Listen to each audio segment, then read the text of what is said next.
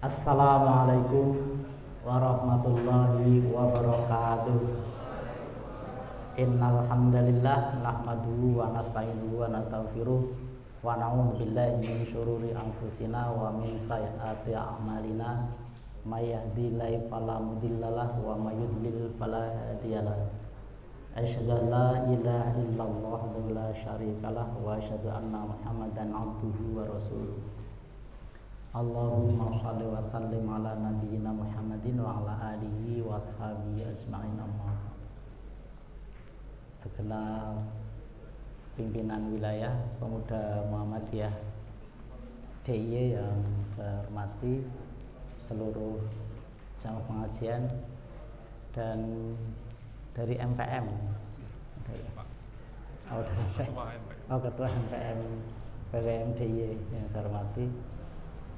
Alhamdulillah pada malam hari ini kita dapat bersilaturahmi di majelis taklim yang penuh rahmat ini dalam rangka pengajian rutin untuk kalangan pemuda Muhammadiyah DIY.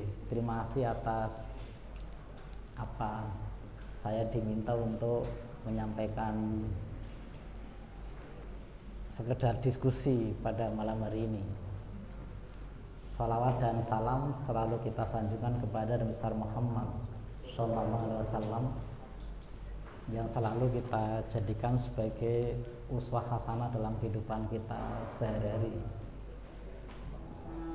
Salah satu lagu favorit sudah ditampilkan tadi. Saya termasuk penggemar Iwan Fals juga.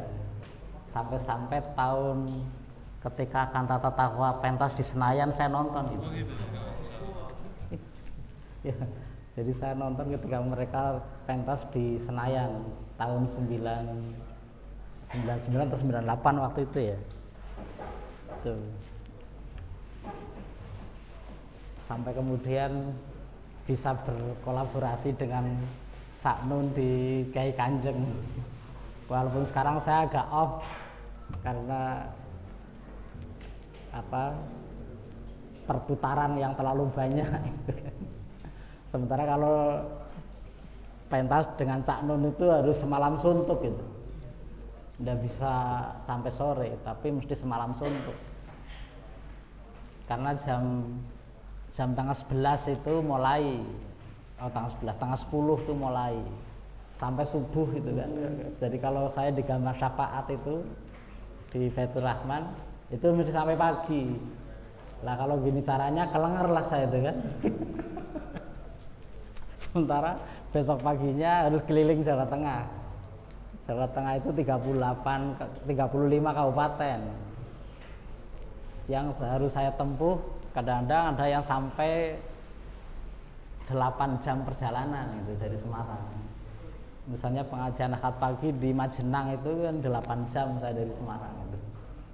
Besok akad besok saya harus ngisi di Cilacap. Padahal malam akad saya masih harus menjadi komentator hari ulang tahunnya Pak Bambang Sadono, Ketua Golkar Jateng. Besok ulang tahun yang ke-60 malam akad itu dengan main wayang orang.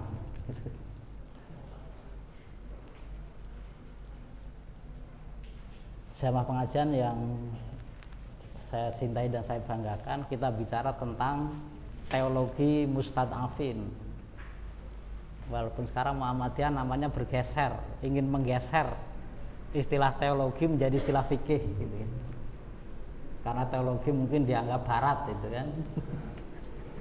Barat yang sekuler akan diubah menjadi istilah yang sudah akrab di dunia Islam, yakni fikih.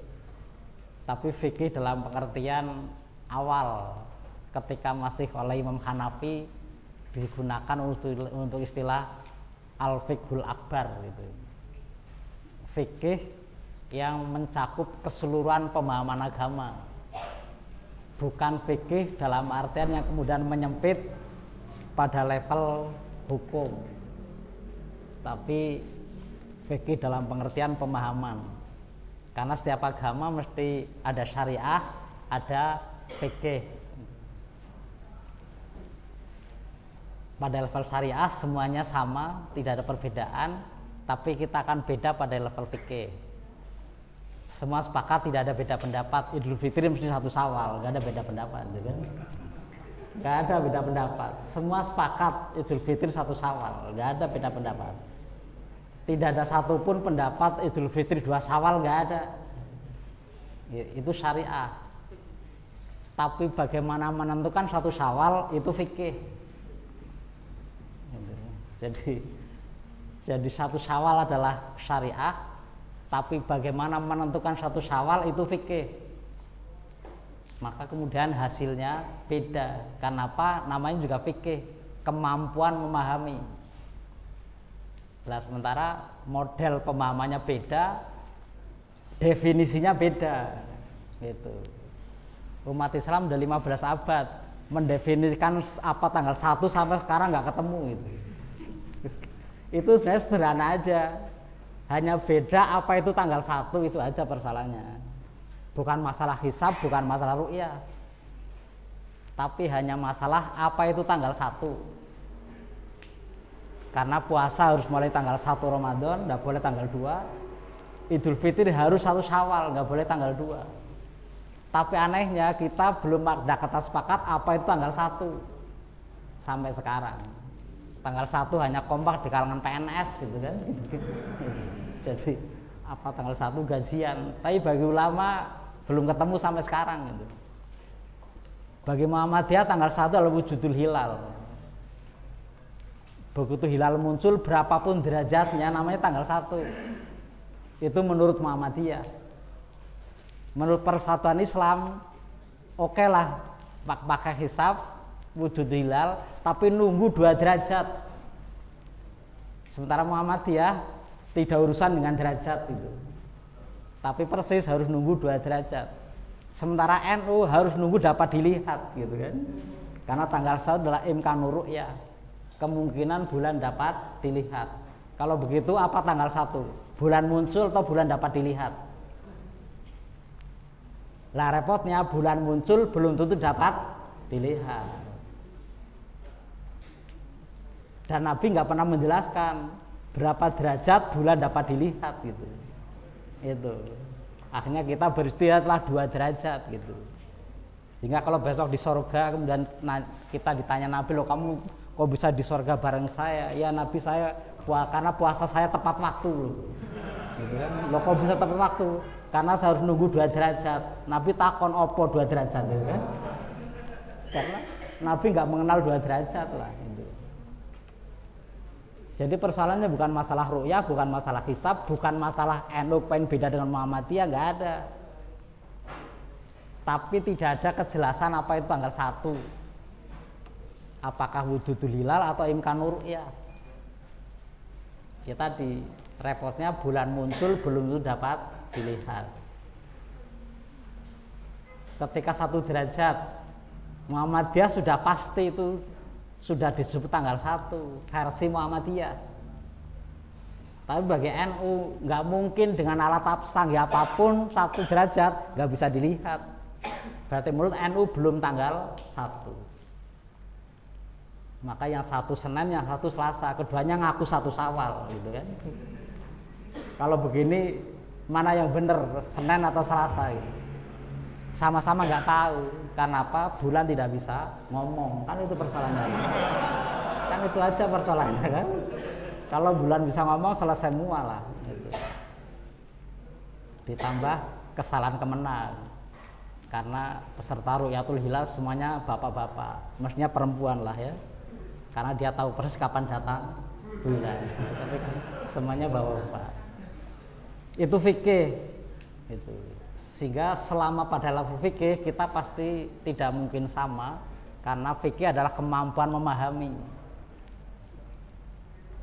Kemampuan memahami, sementara otoritas pemegang pemahaman sudah wafat. Gitu. Mau nanya siapa gitu kan. Oleh karena itu pada level fikih kita akan berbeda. Makanya ketika kemudian Muhammadiyah seolah-olah akan mengubah istilah teologi menjadi fikih. Fikih air, awalnya teologi air gitu kan, teologi al-ma'un diubah menjadi fikih al-ma'un. Tapi fikih dalam pengertian yang lebih luas ketika oleh Imam Hanafi dalam konteks al-fiqhul akbar, bukan fikih begitu masuki Imam Syafi'i, Imam Malik, Imam Hanafi, bukan. Tapi kalau fikih air dalam konteks Imam Syafi'i madhab mesti toharoh ketemunya kan gitu. Padahal fikih air dalam pengertian Muhammadiyah bukan masalah toharoh, tapi masalah sumber daya air.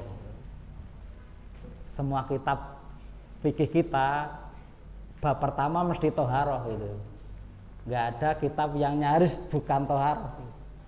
Cuma anehnya bab pertama fikih semua toharoh, tapi anehnya yang gudikan pertama ya mati Islam gitu. Jadi aneh ya.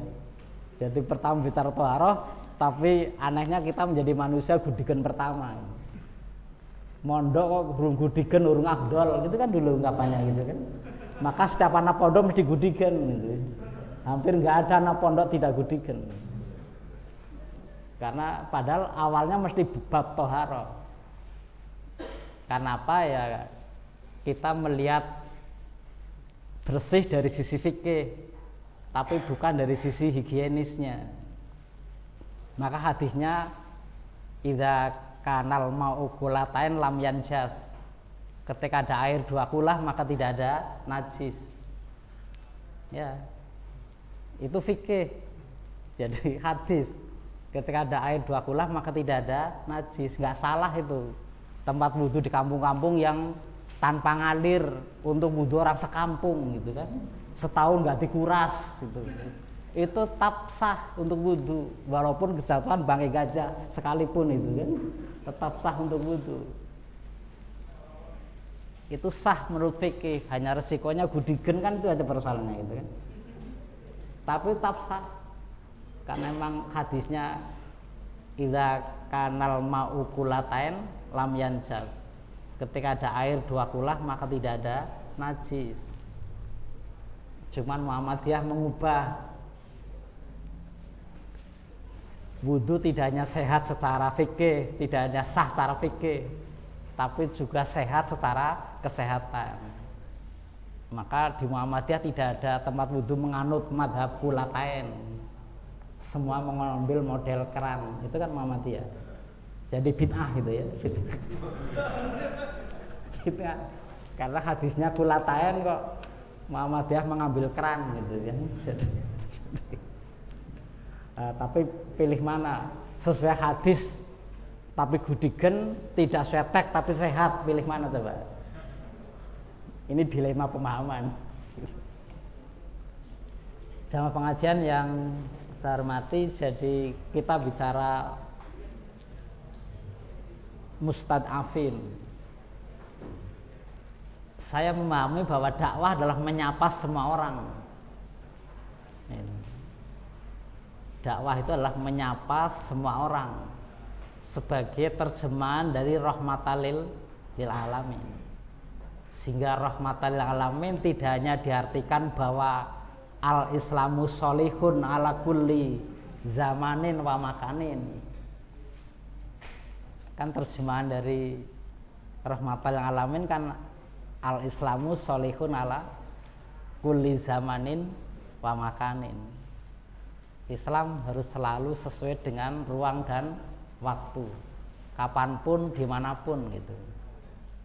Tidak hanya itu, tapi juga Islam menjadi rahmat untuk seluruh makhluk.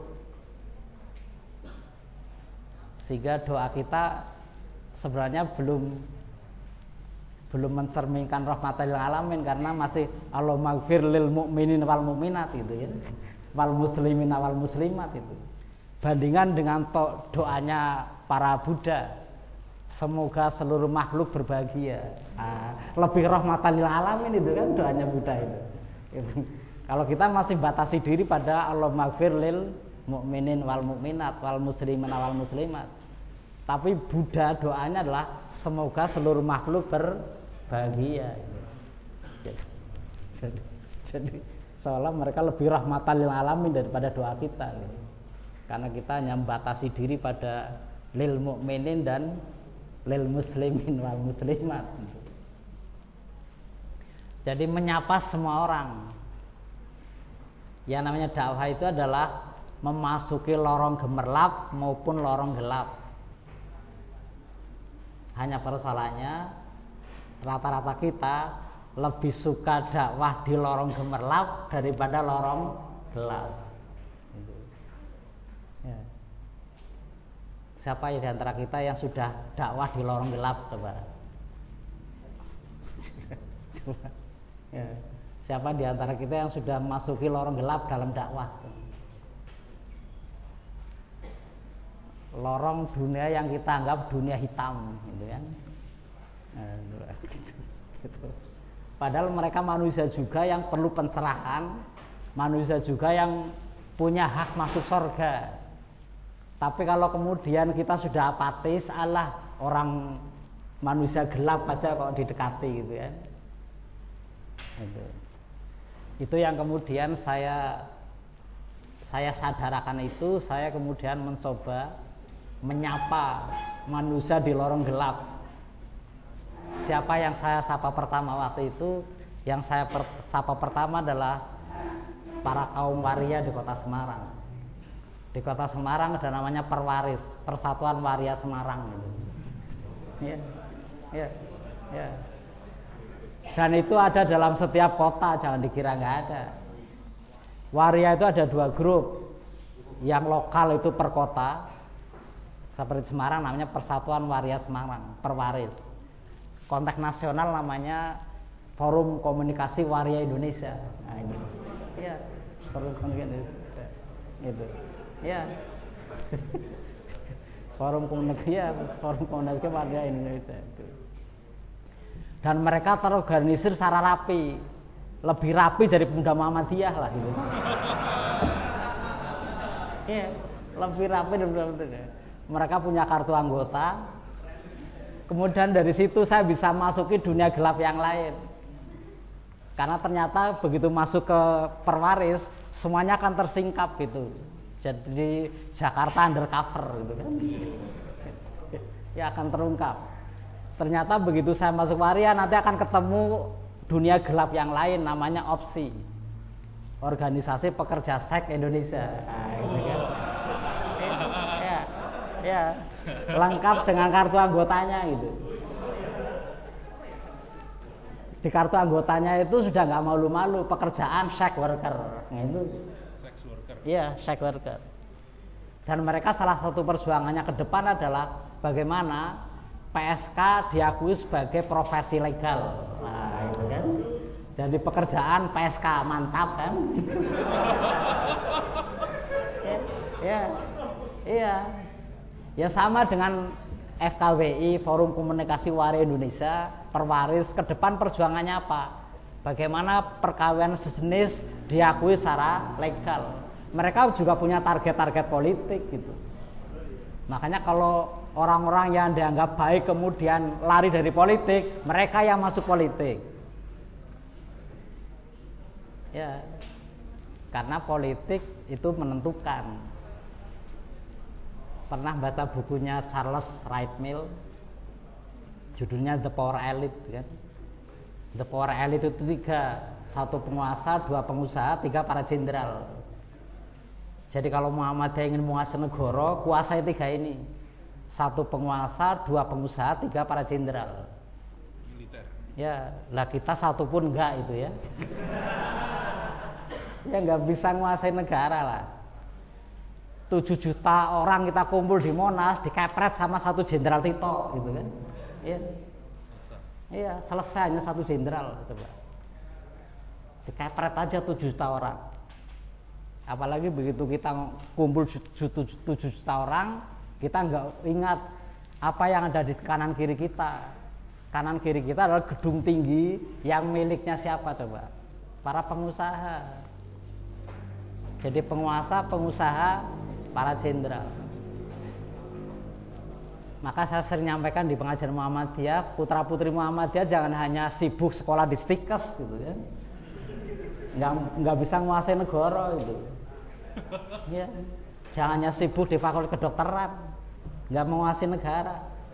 Tapi harus ada yang ke Akmil, harus ada yang ke Akpol, cepat atau lambat mereka akan menjadi penguasa negara. Sekedar tahu saja, ya namanya Taruna Akmil itu sejak masuk kuliah jadi taruna sudah dirumati para konglomerat. Ya. Jadi kalau kemudian sekarang Jenderal Tito berat nangkep Ahok, jangan disalahkan, bisa dimaklumi. Ya. Jadi kalau sekarang Jenderal Tito berat nangkep Ahok, nggak usah dibingung-bingung. Dari kecil udah dirumati oleh mereka, gitu. Karena mereka tahu ke depan ini menjadi jenderal. Jadi jenderal mesti jadi penguasa negara. Nah, sementara Muhammadiyah lupa, putra putrinya nggak ada yang ke Akmil, ke Akpol, sehingga nggak ada jenderal. Kita punya jenderal pertama dan terakhir, gitu kan? Jenderal Sudirman, gitu kan? Tapi setelah itu selesai, gitu. Kita nggak punya jenderal lagi. Maka ke depan kita jangan sibuk hanya di stikes sama di kedokteran. Itu nggak bisa menguasai negara. Ngukur sebatas megang mesin suntikan tok, tapi nggak menguasai negara. Maka harus penguasa, pengusaha, jenderal.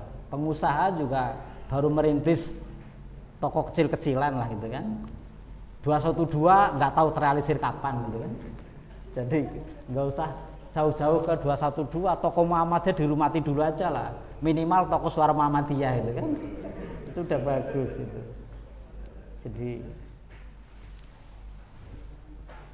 Jadi begitu saya masuk ke Waria itu, kita akan masuk ke dunia berikutnya, yakni opsi organisasi pekerja seks Indonesia. Punya kartu anggota dan sudah nggak ada yang aling-aling, pekerjaan sex worker itu. Tapi itu akan diperjuangkan bagaimana menjadi profesi legal, sehingga nanti di KTP sudah nggak perlu diganti yang lain. Di KTP sudah berani ditulis pekerjaan sex worker. Sekarang kan baru sebatas di kartu anggota mereka. Gitu. Begitu nanti akan ketemu satu lagi organisasi dunia gelap berikutnya, yakni LWI, Lesbian World Indonesia. Lesbian World dunia lesbi Indonesia. Ya.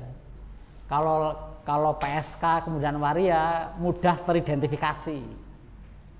Tapi LWI ini susah. Siapa yang menyangka ketika ada dua perempuan dalam satu kamar? Nggak ada yang menyangka bahwa di dalamnya sedang terjadi hal-hal yang diinginkan, gitu kan? Itu. Sama-sama perempuan, gitu kan? Siapa yang menyangka? Begitu juga ketika ada dua mahasiswa dalam satu kamar. Siapa yang menyangka bahwa di dalamnya sedang terjadi hal-hal yang diinginkan? Nggak ada yang menyangka. Padahal di dalamnya sedang terjadi pergulatan yang tidak karuan lah, itu kan. Ya. Maka dari wawancara saya ada satu aktivis lesbi itu, ketika saya tanya pertama ngakunya Kristen, gitu. Ngakunya Kristen, dia kuliah dari satu kampus swasta di Semarang, tapi bukan Muhammadiyah. Gitu. Ketika saya tanya pertama, dia ngakunya Kristen, tapi setelah saya telusuri, ternyata dia Muhammadiyah banget, gitu. Muhammadiyah banget itu, ya Muhammadiyah banget. TK-nya Aisyah, SD-nya Muhammadiyah, SMP-nya Muhammadiyah, SMA-nya Muhammadiyah, Muhammadiyah banget gitu. Tapi dia menjadi aktivis lesbi. Orang tuanya juga nggak tahu, karena apa? Keluar dari rumah dia pakai jilbab rapi, siapa yang menyangka dia aktivis lesbi? Gitu. Makanya orang tua yang terlalu ketat juga bahaya, karena kemudian dia dingin dengan laki-laki. Akibat apa? Karena bapaknya terlalu ketat menjaga anaknya untuk tidak bersentuhan dengan laki-laki. Akhirnya dingin dengan laki-laki, jadilah lesbi. Makanya hati-hati juga, gitu kan. Apa-apa nggak boleh, apa-apa nggak boleh, gitu. Akhirnya dingin tertarikan pada laki-laki. Begitu juga yang laki-laki, karena kalau saking ketatnya menjaga kesucian, malah akhirnya bablas, gitu kan. Akhirnya bablas itu. Akhirnya setrumnya mati lah, gitu kan. Setrumnya mati, gitu kan. Dan oleh karena itu tidak harus dimatikan, tapi tersalurkan secara koridor yang benar kan itu aja. Tapi jangan kemudian berlebihan akhirnya mati bareng gitu kan. Yang perempuan mati terhadap laki-laki, yang laki-laki mati terhadap perempuan. Jadilah sini jadi homo, sini jadi lesbi gitu. Itu karena salah asuh. Jadi orang jadi waria, jadi lesbi itu yang dominan dua, salah gaul atau salah asuh. Ya. Intinya yang paling pokok dua, salah gaul atau salah asuh. Kalau yang hormonal ya wis nasib kan gitu. Kalau yang hormonal nasib lah. Tapi di luar hormonal ya karena salah asuh atau karena salah gaul gitu. Ada waria yang sangat cantik sampai-sampai diundang Jamilah gitu. Ya, sangat cantik, tapi dia laki-laki gitu. Dia lebih cantik dari NA lah, ya kan? Dia lebih cantik dari NA gitu. Ya, karena saya tangani kan, dia lebih cantik dari NA gitu. Bapak tertarik. Ya, itu kan. Nah, makanya terus saya nulis tulisan di buku saya ini, Ternate Muhammadiyah telah mekar di comberan gitu kan. Artinya apa? Bagaimana kita tetap bersih walaupun di comberan.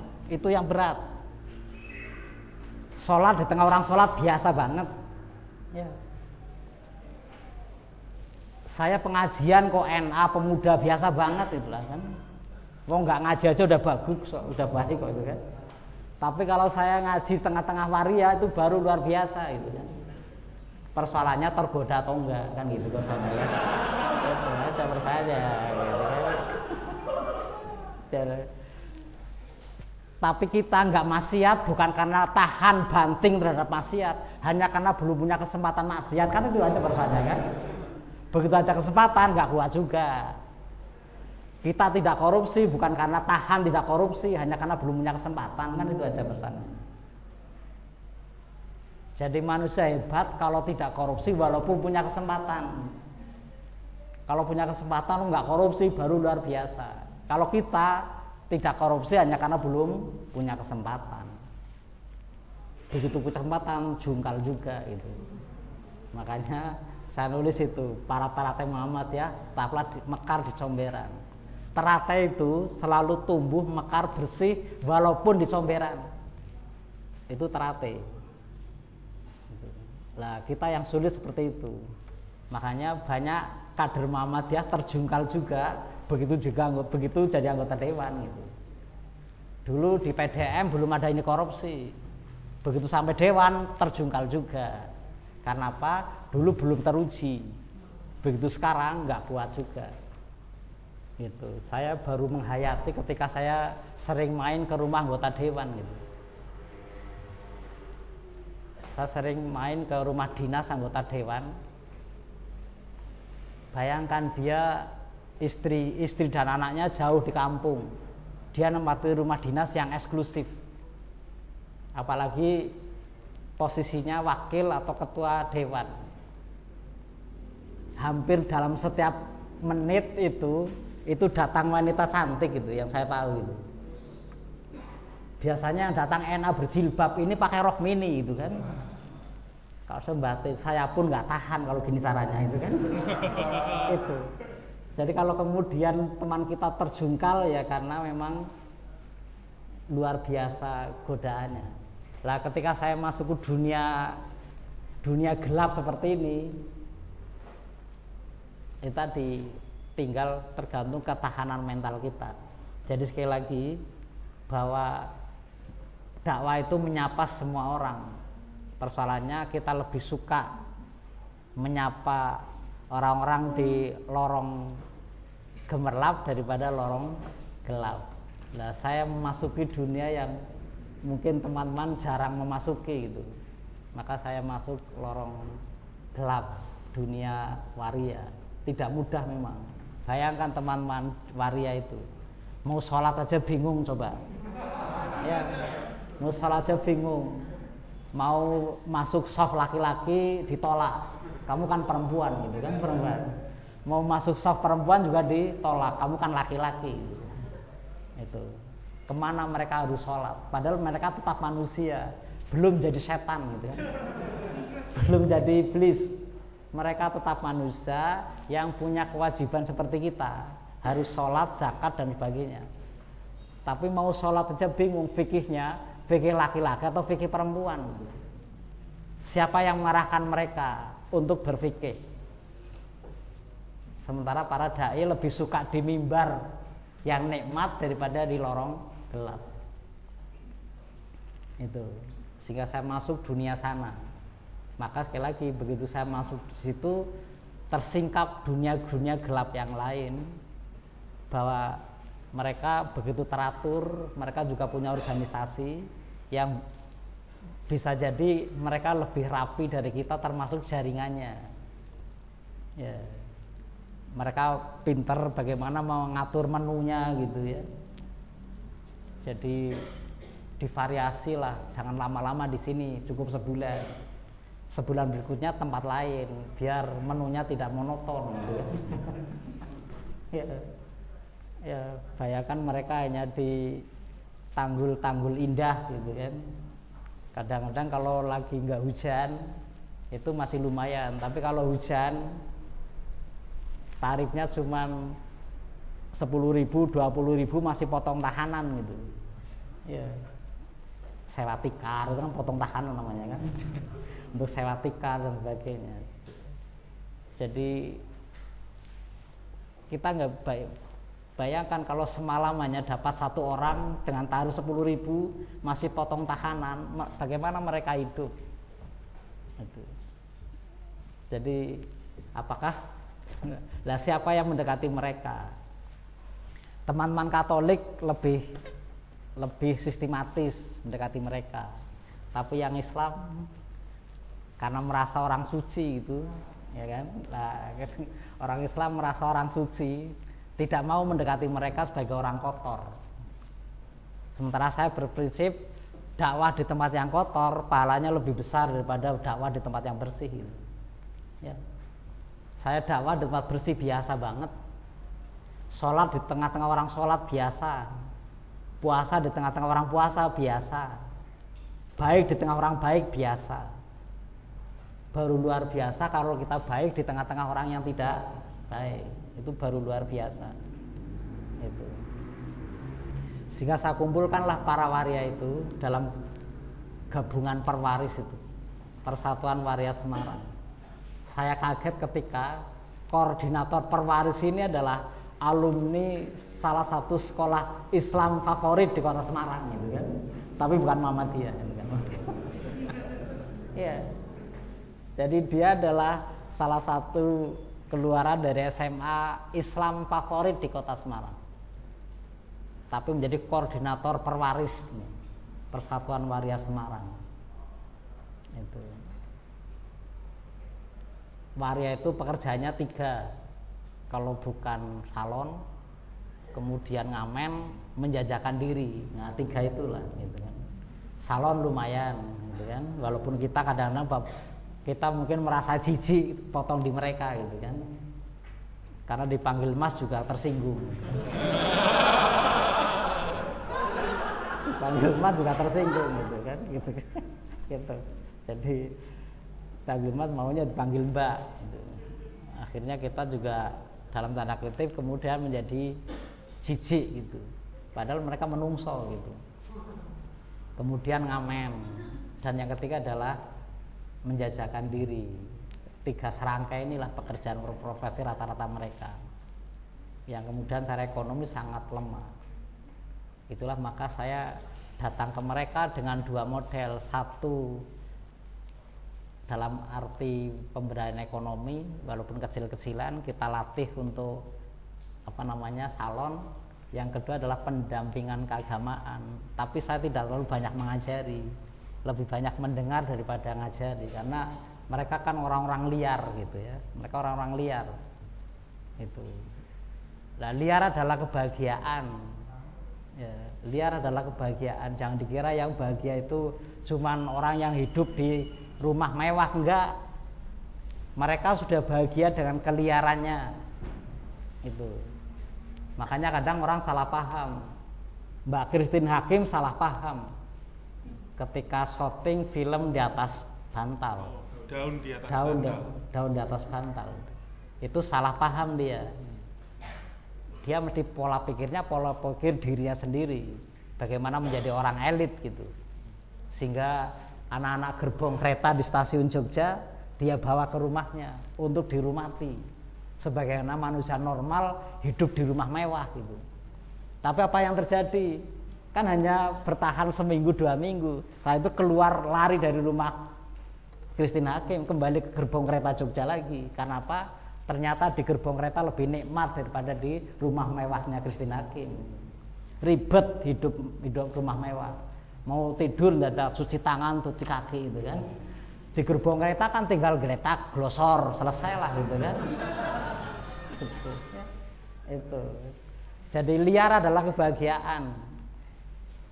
Makanya kita jangan sampai begitu ada anak meninggal bapaknya jadi yatim, ketika tidak ada yang menangani, kalau memang kita diizinkan oleh keluarganya, segera kita bawa ke asrama. Itu masih bisa dirumati. Tapi kalau sudah menikmati indahnya lampu merah, sudah menikmati enaknya terminal, itu juga susah dirumat.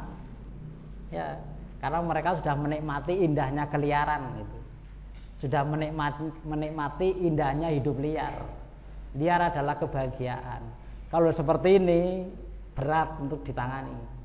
Gitu. Kalau toh kita mendirikan rumah singgah, ya sebatas untuk singgah gitu. Tapi sulit untuk dikembalikan menjadi manusia yang normal kecuali 1-2. Tapi mayoritas tidak. Makanya sebelum mereka ke lampu merah, sebelum mereka ke terminal, segera kita ambil. Karena kalau dari rumah ke rumah masih bisa ditangani. Tapi kalau sudah menikmatnya enaknya lampu merah, sudah susah. Itu.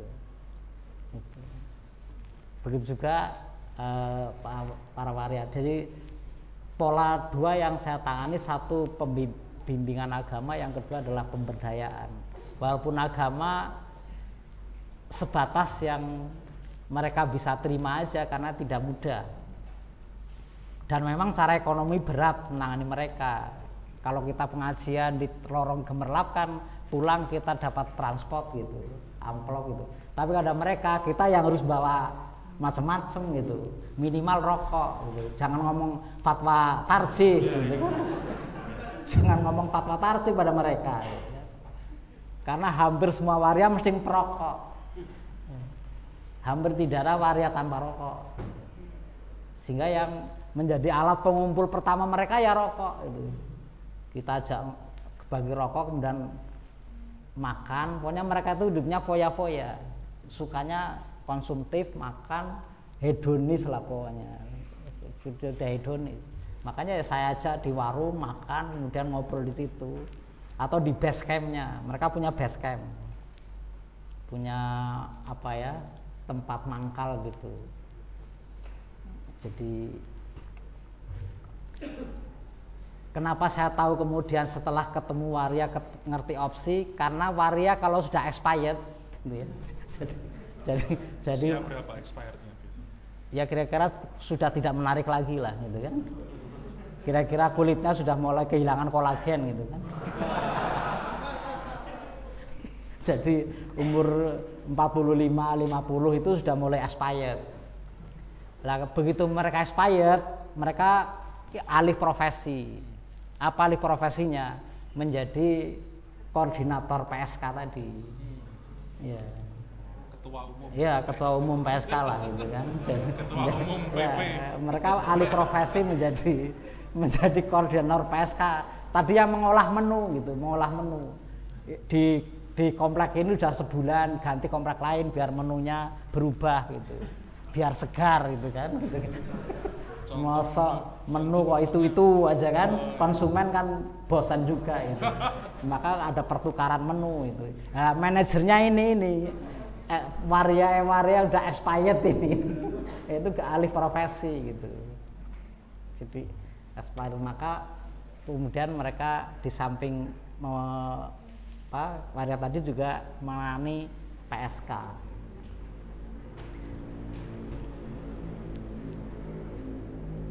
sama, mereka juga manusia-manusia yang punya hak surga yang sama seperti kita. Cuman persoalannya siapa di antara kita yang mau menyentuh mereka.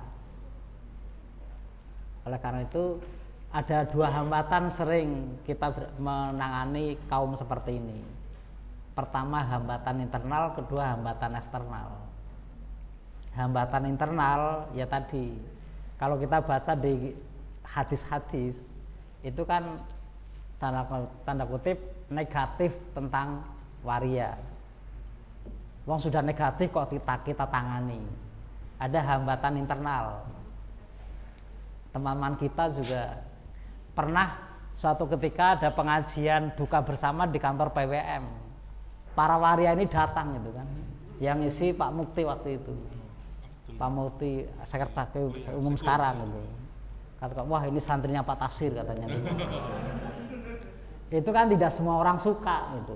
Ada waria masuk ke kantor PWM karena seolah-olah menjadi kantornya orang suci gitu. Padahal dalam pandangan saya kantor PWM adalah public space gitu. Itu pikiran saya. PWM adalah public space. PWM adalah ruang publik yang semua orang boleh datang ke PWM untuk berekspresi, untuk minta dilayani. Karena saya berpaham bahwa Muhammadiyah sekalipun amar ma'ruf nahi mungkar, tapi stylenya adalah pelayanan. Sehingga Muhammadiyah sangat pelayan, sekalipun amar ma'ruf nahi mungkar. Itulah maka Habib Rizik mengatakan, Pak Tafsir, kalau urusan amar ma'ruf urusannya Muhammadiyah, urusan nahi mungkar urusan saya, katanya. Urusan, kata Habib Rizik. Ya sudahlah, kita bagi-bagi kapling. Sehingga pernah saya guyon, saya diminta ngisi saya bareng Cak Nun ngisi di Gereja Pringgading Semarang, gereja Protestan terbesar di kota Semarang. Di dalam atau di luarnya? Di halaman gereja. Di halaman ya, pernah juga di dalam khusus para misionaris itu. Pernah juga saya diminta di dalam gereja khusus para pendeta, para misionaris. Saya diminta bicara tentang warna-warni umat Islam itu di gereja. Saya katakan kepada para misionaris Kristen, Bapak Ibu mencari umat Islam model apapun ada, saya katakan. Mencari Islam model apapun ada di umat Islam. Warna-warninya banyak. Mau mencari umat Islam yang humanis ada. Siapa? Muhammadiyah. Pekerjaannya ngurmati wong loro, ngurmati cah yatim, itu Muhammadiyah. Humanis banget. Itulah Islam Muslim humanis, Muhammadiyah. Ada yang Muslim spiritualis, pekerjaannya zikir, NU. Nah, itu kan. Ya, NU. Mujahadah kubro istighosa itu zikir dari jam 6 pagi sampai jam 12. Berjanjian di ya. Wong Muhammadiyah ora iso ngono iku. Denggule mesti kelas 1. Yang bisa itu NU lah gitu kan. Ya. Apalagi yang namanya mujahadah kubro itu bisa 500 juta loh habisnya. Ya. Menghabiskan dana iya, setengahnya. Iya. Jadi hanya untuk menghadirkan siapa ya dari Belimbing almarhum itu Al-Ishaqi depannya itu. Belimbing Sukoharjo. Bukan, Surabaya. Menghadirkan beliau untuk mujahadah kubro itu bisa sampai 500 juta habisnya. Hanya untuk zikir dari jam 6 pagi sampai jam 12. Direwangi nangis-nangis. Tapi mereka puas dengan itu. Orang Muhammadiyah nggak nyambung logikanya itu kan. 500 juta kok untuk zikir. Bangun kelas dapat 5 kelas itu kan. Itu logika Muhammadiyah gitu kan. Logika Muhammadiyah gitu. Logika Muhammadiyah. Muhammadiyah nggak bisa memahami NU seperti ini, nggak bisa. Sama juga NU nggak bisa memahami Muhammadiyah. Muhammadiyah kok iso, wongnya sedikit kok bisa bangun kampus semegah itu. Dikira opo Pak Tafsir? Ya, jadi sama-sama nggak bisa memahami lah gitu. Jadi sama-sama. Jadi NU itu nanya ke saya, Sir, apa dikira Muhammadiyah kok ampuh men katanya. Gitu kan? Orangnya berapa gelintor kok bangun kampus, rumah sakit itu kan kalau zikirnya nggak ampuh orang mungkin itu kan. Lo bukannya yang ampun jenengan gitu kan. Gampang kalau Muhammadiyah, kalau NU kan zikirnya banyak beribu-ribu subhanallah subhanallah. Kalau Muhammadiyah enggak apa sekolah. Itu zikir sekuler itu kan. Sekuler itu. Itu yang kadang-kadang kita nggak bisa saling memahami gitu. Jadi mujahadah kubra itulah spiritualis NU. Ada umat Islam yang pekerjaannya demo, tidak ada hari lain kecuali demo. Apa HTI? Ya. Pokoknya demo lah. Jadi MUI itu paling susah kalau ngundang NU Muhammadiyah suruh demo, mesti paling angel. Jadi yang paling gampang ya HTI. Tapi memang itu harus bagi-bagi kapling lah. Muhammadiyah ngurusi rektor wis capek. Kalau demo kapan ngasone gitu kan. NU wis kesel ngurusi pesantren. Lah HTI ngopo? Pesantren ora duwe, pantiasuhan ora duwe, kampus ora duwe ora demo terus ngopo gitu. Ya pekerjaannya emang demo itu. Amal usahanya ya demo itu. Kalau mereka nggak mau demo terus ngopo gitu. Gitu. Jadi demo bukan urusannya Muhammadiyah lah. Demo bukan urusannya NU, udah terlalu banyak pekerjaan. Kalau HTI ngopo gaweane? Lah ngono kok ora gelem demo, kan kebangetan itu kan. Harus demo memang karena nggak punya aung lain gitu kan gitu. Itu. Sampai yang terakhir umat Islam yang tukang ngebom pun ada gitu kan. Itu.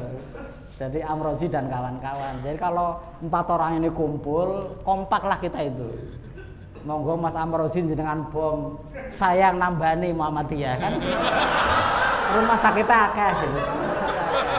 Kan gitu. Gitu. Ya ditambani orang mari mati tewas. Monggo kayak NU jenengan talkin.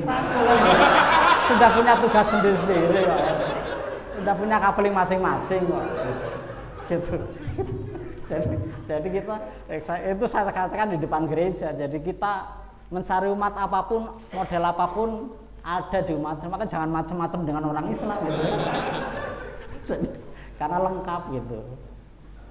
Lah kita pada posisi mana? Lah Muhammadiyah itu humanis banget. Apalagi kalau kita mau Muhammadiyah pada masa awal gitu. Sangat pelayan Muhammadiyah itu. Ya, sangat pelayan. Hanya kemudian mulai tahun 30-40-an itu Muhammadiyah begitu dalam tanda kutip puritanya mengental, itu pelayannya sudah mulai menurun. Karena sampai sekarang, baru sekarang memasuki abad 2 sadar kembali memasuki dunia pelayanan yang lain. Maka sekarang lazisme digerakkan untuk pemberdayaan. Sehingga sekarang coraknya kita bukan lagi puritan tapi kosmopolit gitu. Sekarang bicara kemanusiaan universal. Kalau menurut gambarannya Najib Ibrahim seperti itu, sekarang masuki fase kosmopolit kita itu. Sehingga sudah nggak bicara lagi yang kecil-kecil, lagi bicara kemanusiaan universal. Maka kemudian MPM, MDMC itu yang sekarang digalakkan karena menyangkut kemanusiaan universal. Tapi juga mestinya bagaimana jangan mengabaikan untuk melakukan sentuhan kepada kaum marginal seperti ini yang terus terang teman-teman Katolik lebih sistematis gitu. Bencana alam mereka selalu ready for use. Sekarang bencana, sekarang juga berangkat gitu. Itu prinsipnya. Sekarang bencana, sekarang juga berangkat karena mereka selalu ready for use. Logistiknya selalu siap, SDM-nya siap, kemudian armadanya siap. Itu mereka. Sementara kita sekarang bencana, nanti malam baru nonton TV kan gitu kan. Begitu nonton TV baru besoknya rapat kan gitu. Iya, baru besok rapat. Rapat semalam suntuk, keputusannya mengumpulkan pakaian bekas itu. dapat 1 dus, yang ngiringi orang takmir berangkat semua. Akhirnya sampai bencana alam sudah kering karena mereka sudah lebih dulu berada di sana. Itu yang kemudian saya ubah di PWM Jateng. Pokoknya MDMC sekarang bencana, sekarang juga berangkat. Gereja kota amalnya 3. Untuk gereja, untuk imam gereja, untuk sosial. Lah kalau masjid tidak ada debat fikih gitu kan. Debat fikih. Kota amal masjid dipakai untuk bencana alam boleh enggak? Debat antar kiai gitu. Akhirnya orang sido nyumbang gitu kan. Iya. Ya. Karena nggak jelas itu peruntukannya. Kalau gereja kan jelas mana sosial, mana imam gereja, mana untuk gereja jelas. Sehingga itu bencana alam, oh ini kota amalnya jelas. Kalau kita semuanya untuk masjid, begitu ada bencana alam, debat fikih, ini akadnya untuk masjid bukan untuk bencana alam, ribet lagi itu. Mau nyumbang datang buka Madzhabul Arba'ah gitu kan gitu. Gitu. Akhirnya orang situ nyumbang, ada hambatan fikih. Jadi saya pernah penelitian fungsi masjid di bidang sosial. Ada masjid ramai ketika itu sedang ramai-ramainya wartel. Ada takmir debat hanya masalah wartel. Boleh nggak mendirikan wartel di masjid? Ya kalau di pengimaman ya nggak boleh lah. Persoalannya ini di halaman gitu kan. Lah lalu debat pengertian masjid. Halaman bagian masjid apa bukan gitu. Hanya akan buka wartel coba gitu kan. Hanya akan buka wartel. Itu debat halaman ini bagian masjid atau bukan. Akhirnya orang sido gitu kan. Akhirnya orang sido. Itu. Jadi nelongso lah gitu kan. Itu. Jadi hambatan fikihnya ada. Makanya MDMC sekarang bencana sekarang juga berangkat. Cuman kota amal belum bisa 3 kita itu. Begitu Muhammadiyah juga sama kan. Muhammadiyah begitu bicara masalah zakat yang dipikir langsung yatim miskin gitu. Sementara kiai ini ora tau dipikir gitu. Makanya kata Clifford Gert, NU Muhammadiyah podo salah gitu. NU salah karena kebablasan, Muhammadiyah salah karena babarblas gitu. Iya. Podo salah gitu. Jadi Muhammadiyah NU salah karena semua zakat masuk Pak Kiai. Sementara Muhammadiyah salah karena kiai ora dihormati gitu kan. Akhirnya nggak ada yang tertarik jadi kiai di Muhammadiyah. Karena apa? Tidak ada penghormatan apapun gitu kan.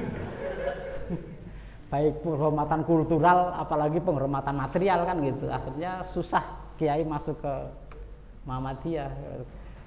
Habib susah masuk Muhammadiyah karena tidak terhormat. Iya.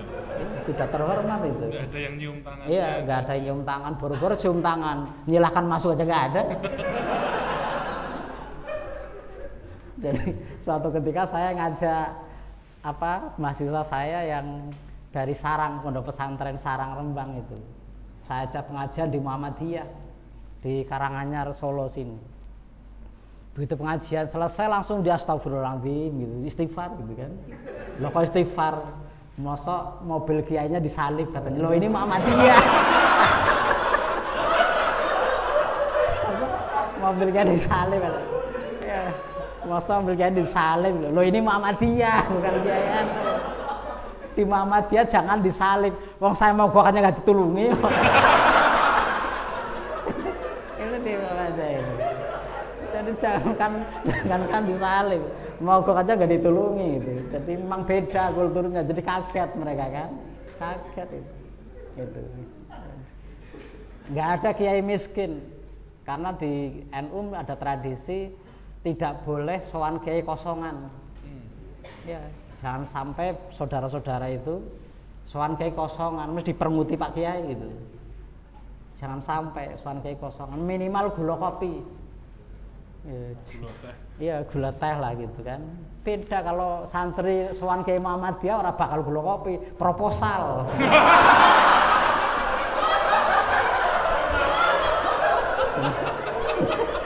Gitu. Apa nggak tambah pusing itulah ya. Itu kan itu bedanya gitu kan, bedanya. Jadi banyak Golokawi proposal gitu. Makanya lalu sulit nggak dia gitu. Karena apa? Bola-balik proposal numpuk gitu kan. Beda dengan mereka. Sekedar tahu aja, saya berapa kali ndampingi Pak Din. Pak Din itu kalau ke Kajian Pati mesti sowan Pak Kiai Sahal. Sahal Mahfud. Iya, itu mesti mampir ke Kiai Sahal sampai sekarang. Walaupun beliau sudah wafat, tetap beliau mampir ke Kiai Sahal. Beliau nggak bisa melupakan tradisi sana, mesti harus ninggali. Suatu ketika saya dampingi beliau, kemudian sowan Kiai Sahal, di dompet Pak Din itu uangnya tidak mencapai batas nisab gitu kan. Nggak mencapai batas nisab gitu. Nisabnya berapa Tad? Kalau ke Kiai itu nisabnya berapa? Mencapai batas nisab. Ya ini off the record ya. Ya. Jadi nisab Pak Din untuk Kiai Sahal itu 5 juta. Oke. Nah, itu minimal gitu ya. Lah suatu ketika di dompet Pak Din nggak mencapai batas nisab itu kan. Akhirnya apa? Pinjam ke PDM Pati. Pinjam ke PDM Iya. Pati. Iya kan beliau kan di Pati. Iya, Pati. Jadi kemudian ke PDM Pati untuk mencapai batas nisab tadi gitu ya. Sampai sekarang. Karena sekali lagi jangan sampai kesoan mereka kosongan. Gitu. Makanya gampang sebenarnya menaklukkan mereka itu. Beberapa sekolah Muhammadiyah itu siswanya turun, gampang mengembalikannya. Saya pengalaman di Bobotsari itu, ada yang dari Purbalingga Bobotsari. Itu SMK Muhammadiyah muridnya langsung menurun drastis karena berdiri SMK Ma'arif. Pak Kiai loro-woro, wis kita udah punya sekolah sendiri, nggak usah di Muhammadiyah kan gitu. Lah kepala sekolahnya nelpon saya, gimana caranya gampang gitu. Jenengan siapkan gula kopi sowan Kiai. Nah itu kan. Syukur tidak hanya gula kopi, lengkap dengan amplopnya gitu. Siapkan satu persatu, kita suani semua. Betul, suani semua, beres lah, normal kembali sekolah itu kan. Normal kembali gitu. Ternyata Muhammadiyah apik. Nah itu kan. Normal kembali gitu. Normal kembali gitu. Walaupun kemudian Pak Fauzan kepala sekolah hanya kebablasan. Begitu mentang udah banyak, kemudian peringatan Maulid Nabi ngundang Kiai NU untuk ngisi ceramah. Langsung senani ketua PDM. Giliran Muhammad yang nyeneni. Ya karena dia sadar orang tuanya kebanyakan adalah NU. Jadi apa namanya? Itu style kita lah. Jadi memang beda. Jamaah pengajian yang saya cintai dan saya banggakan. Oleh karena itu, kalau ingin kita menyentuh kelompok marginal seperti ini, satu, siapkan mental, karena tidak semua kita sama Muhammadiyah kemudian sepakat dengan langkah itu gitu. Yang kedua, harus siapkan amunisi karena kita yang harus bawa kepada mereka. Kalau kita setuju dengan teori bahwa para pendiri Islam adalah para wali hanya 2 alatnya untuk mengumpulkan massa, 1 tumpeng 2 kesenian. Ya, alatnya itu, nggak ada alat lain. Untuk Islamisasi hanya 2 alatnya, 1 tumpeng 2 kesenian. Karena apa? Tumpeng paling efektif untuk mengumpulkan orang. Karena makan memang enak kan gitu kan. Jadi 1 tumpeng 2 kesenian. Nah, mereka juga punya idola untuk mereka kumpul, apa itu rokok. Lah kita benturan dengan fatwa tarjih gitu. Tapi dalam seperti ini jangan melihat fatwa dulu lah. Pokoknya yang penting mereka mau kumpul dulu gitu. Itu. Kemudian yang berikutnya adalah harus punya, di samping kemampuan wawasan Islam yang memadai, juga harus punya mental social worker. Nggak punya itu nggak bisa. Itu harus punya kekuatan social worker, pekerja sosial. Tanpa itu nggak bisa. Apalagi bicaranya selalu tauhid ora iso. Gitu kan. Apalagi begitu datang langsung kulubinatin dolalah, ora nyambung. Ora nyambung. Iya, ora nyambung. Begitu datang mereka langsung kulubinatin dolalah gitu. Mereka nggak urusan bid'ah, mereka urusannya adalah bagaimana bisa makan, gitu. Makanya mental social worker ini yang paling harus dikuatkan. Sejauh mana kita punya kemampuan social worker, gitu. Kalau tanpa itu berat. Kalau dana sekarang Muhammadiyah sudah banyak dana lah, bisa diupayakan. Tapi social workernya ini untuk bisa menjadi orang yang telaten melayani umat, melayani kaum pinggiran tidak mudah. Saya sudah pernah menangani para pengamen di sekitar Terminal Mbawen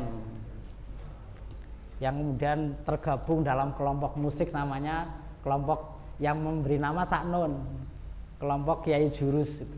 Pernah saya tampilkan di pelantikan PWM periode 2010-2015. Itu saya tampilkan di pelantikan PWM. Sehingga mereka dengan lincahnya menyanyikan lagu Sang Surya gitu. Padahal para pengamen ternyata lebih pinter daripada saya gitu. Hanya saya beri CD Sang Surya dalam 2 jam mereka sudah selesai mengaransemen. Kreatif sekali. Ini saya tampilkan. Tapi sekarang sudah tidak kuat grupnya karena sudah menjadi gabung dengan grup musik di berbagai tempat. Ada yang satu tukang kendangnya yang sering dipakai oleh para dalang, termasuk Mantep. Pak Mantep itu pengendangnya itu dulu yang saya tangani di kelompok musik Kiai Jurus, para pengamen di sekitar Terminal Mbawen gitu. Untuk sementara ini sekarang saya agak off karena saya sedang konsentrasi buat disertasi rak barbar gitu. Saya dimarahi sama beberapa orang karena nggak rampung-rampung. Maka sementara saya agak off untuk nangani. Sekarang saya nangani pedagang pasar lewat lazismu. Pedagang pasar itu oleh para rentenir pinjam 1 juta kembali 1.200.000 dalam waktu 3 bulan. Itu rentenir di pasar. Padahal namanya pedagang pasar, hanya dengan uang 2 juta saja senang era karuan. Sehingga sekarang saya menguasai pasar dekat rumah saya, pasar tradisional, pasar Ngalian. Beberapa pedagang, termasuk pedagang warung kecil-kecil di sekitar rumah saya, semua saya fasilitasi lazismu. Hanya dengan 2 juta sudah cukup. 20 juta bisa untuk 10 orang. Saya pinjami tanpa bunga. Kalau rentenir 3 bulan 1 juta kembali 1.200.000. Kemudian kita masuk pokoknya 1 juta ya kembali 1 juta. Kalau kemudian mereka infak sesukarela. Tapi ini simple tapi manfaatnya luar biasa.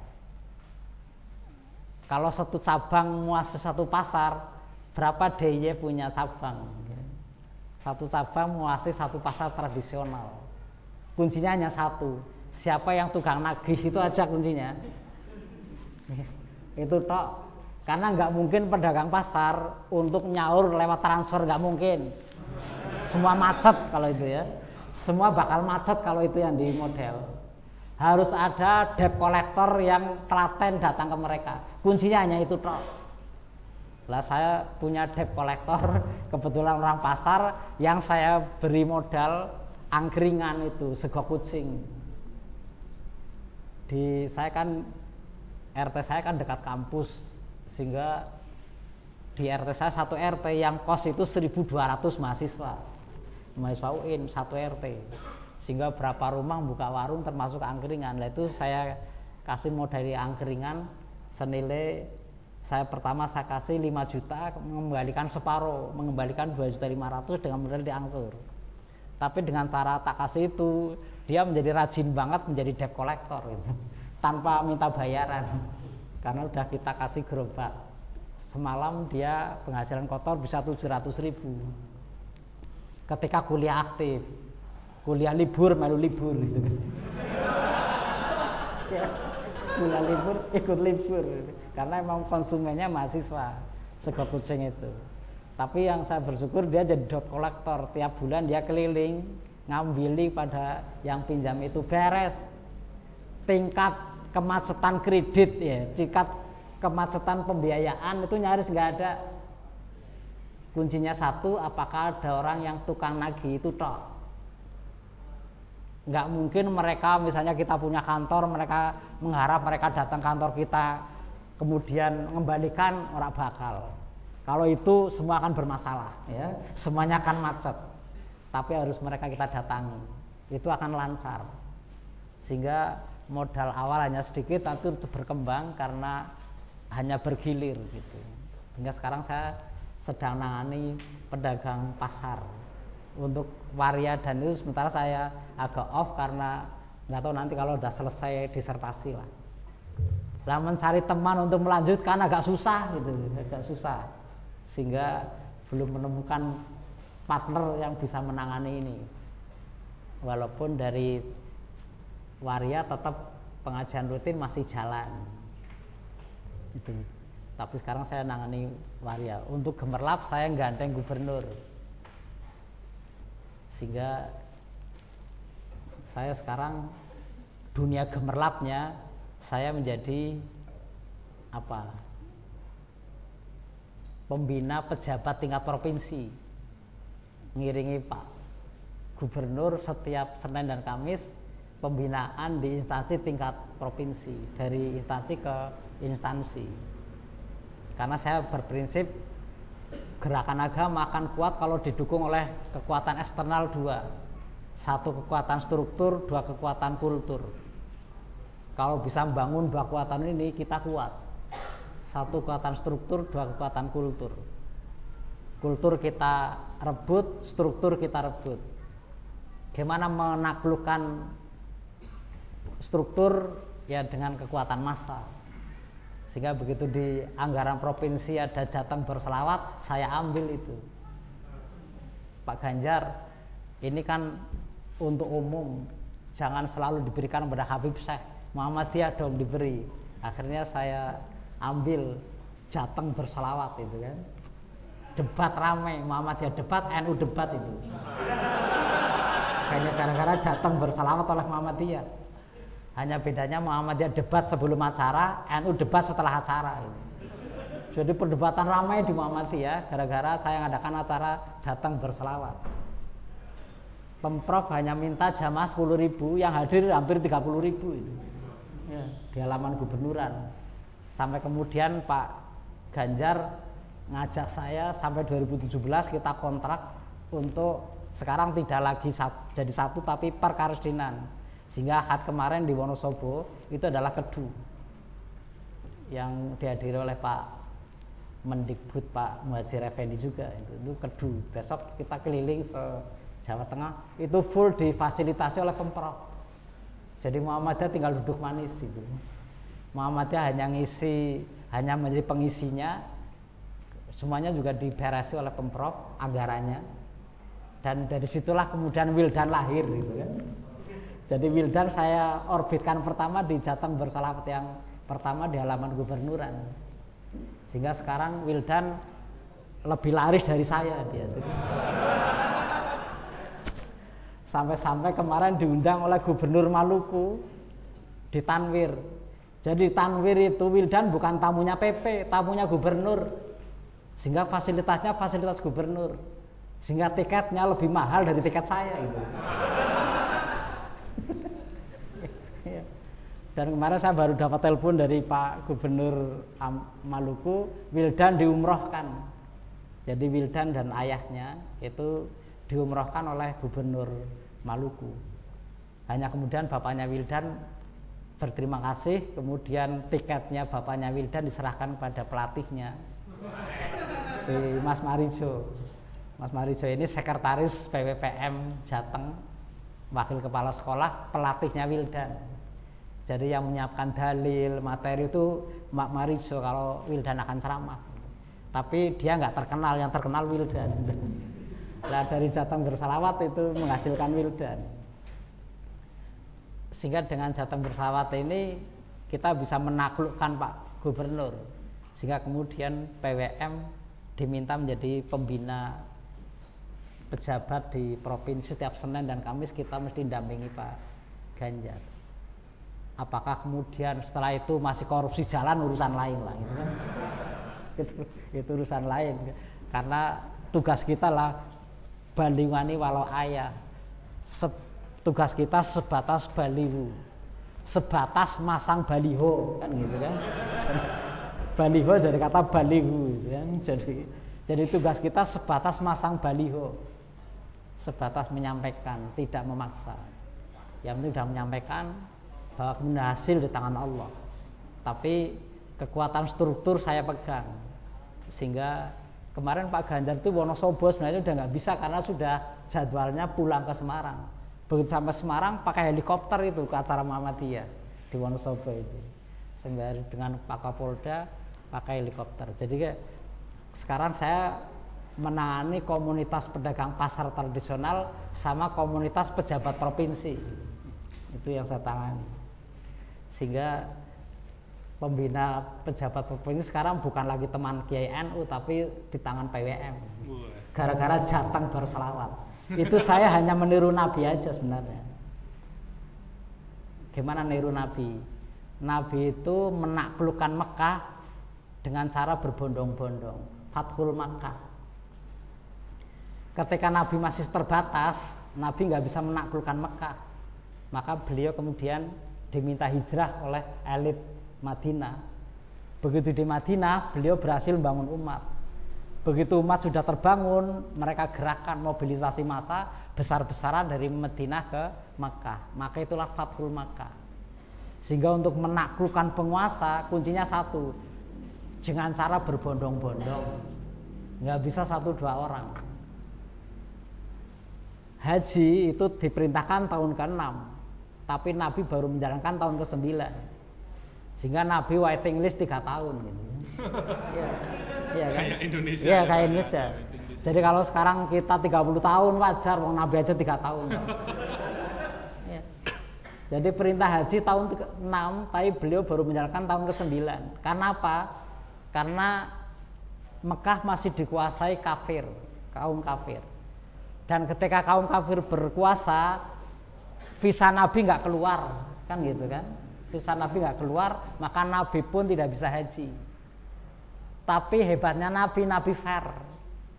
Sekalipun penguasa kafir, kemudian Nabi membawa wahyu Allah, apa kemudian Nabi maksa? Enggak. Nabi tetap fair, jadilah namanya perjanjian Hudaybiyah. Tapi itulah kemudian Nabi konsolidasi massa. Begitu massa sudah kumpul, baru dibawa berbondong-bondong ke Mekah. Maka begitu berbondong-bondong, Mekah menyerah tanpa syarat. Maka kalau ingin Muhammadiyah menaklukkan sultan, caralah berbondong-bondong. Pak Harto turun ya karena cara berbondong-bondong. Kita masih ingat tahun 98, karena saya dosen baru, saya mendampingi mahasiswa. Tahun 98 awal, ketika kita awal demo, kita nggak boleh keluar pintu gerbang. Apalah artinya mahasiswa 5.000 nggak mungkin bisa menurunkan Pak Harto, kan gitu kata ABRI. Nggak mungkin kamu hanya 5.000 menurunkan presiden, nggak mungkin. Kalau hanya itu kamu saya tutup di pintu gerbang. Silakan demo sak kemenge tapi dalam kampus, kan itu yang awalnya. Lama-lama bertambah 10.000, 20.000. Gimana ABRI kalau saya sudah 10.000, 20.000? Kalau kamu sebanyak 20.000 ke atas, kamu kemana saya kawal, kan gitu. Naik yang ketiga, bagaimana kalau kami ratusan ribu? Kalau kamu ratusan ribu, saya ikut kamu, kan gitu jawabannya. Kan? Persis itibak Rasul. Rasul membawa umat 300.000. Hitungannya menurut buku sejarah. Untuk menaklukkan, untuk Fathul Makkah, Nabi membawa 300.000 jamaah. Maka Pak Harto turun dengan cara dewan kita kepung dengan jumlah ratusan ribu. Itu kalau itu rumusnya. Kalau ingin menurunkan orang ya 300.000. Kalau gubernur mungkin cukup 100.000. Kalau bupati mungkin cukup 50.000. Kalau RT cukup 10 orang. Gitu kan? Gitu kan? Ya. Kalau ketua PWM siapa yang minta tak kasih lah. Kalau siapa yang mau tak kasih. Gitu. Tapi bahwa mobilisasi massa itu penting. Maka itu saya tiru. Bagaimana menaklukkan gubernur. Maka saya kerahkan massa Muhammadiyah 30.000 orang di halaman gubernuran. Setelah itu Pak Ganjar takluk pada Muhammadiyah gitu. Hingga fatkul gubernuran gitu.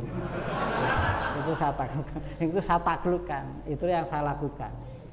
Maka sekarang apapun gubernuran itu larinya kepada Muhammadiyah. Sampai pengajian malam 1 surah saja itu Muhammadiyah yang diminta, pengajian malam 1 Muharram itu. Padahal selama ini nggak pernah. Selama ini mesti Habib Syekh gitu kan, Habib Syekh, Habib Lutfi. Sekarang sekarang sudah enggak, dominasi kita ada di sana. Walaupun mereka tetap, tapi sekarang kita dengan leluasa masuk ke sana. Inilah lorong gemerlap yang saya masuki gitu. Tapi saya nggak mengabaikan lorong gelap. Terima kasih. Wassalamualaikum warahmatullahi wabarakatuh.